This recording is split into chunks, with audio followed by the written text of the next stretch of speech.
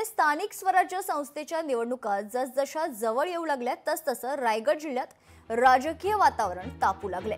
जिल्ह्यातील शिवसेना विरुद्ध राष्ट्रवादीतील वाद काही केल्या थांबण्याचं नाव घेत नाहीये।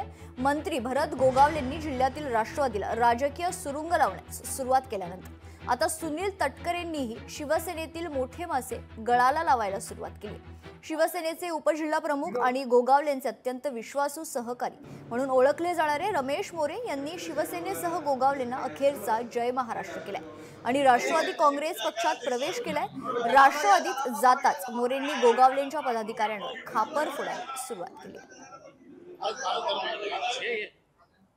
खरं सांगायचं म्हटलं तर मागच्या वेळेला शिवसेनेमध्ये आम्ही प्रवेश केला। शिवसेनेमध्ये प्रवेश केल्यानंतर त्या ठिकाणी असणारे मंत्री महोदय नामदार भरत गोगावले साहेब यांच्याविषयी आमचं काही म्हणणं नाही।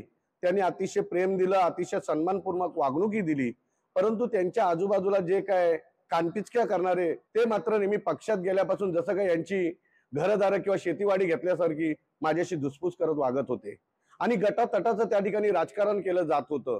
या गटातटाच्या राजकारणाला कंटाळून मी आणि माझ्या कार्यकर्त्यांनी माझ्या समेत असलेले सरपंच, उपसरपंच, शाखा प्रमुख अजून पुढे प्रवेशाच्या वेळेला खूप मोठे शिवसेनेमधून प्रवेश होणार आहेत अशा अनेक कार्यकर्त्यांसह आम्ही तटकरे साहेबांची सदिच्छा भेट घेऊन राष्ट्रवादी काँग्रेस पक्षामध्ये लवकरात लवकर प्रवेश करण्याचा निर्णय घेतलाय।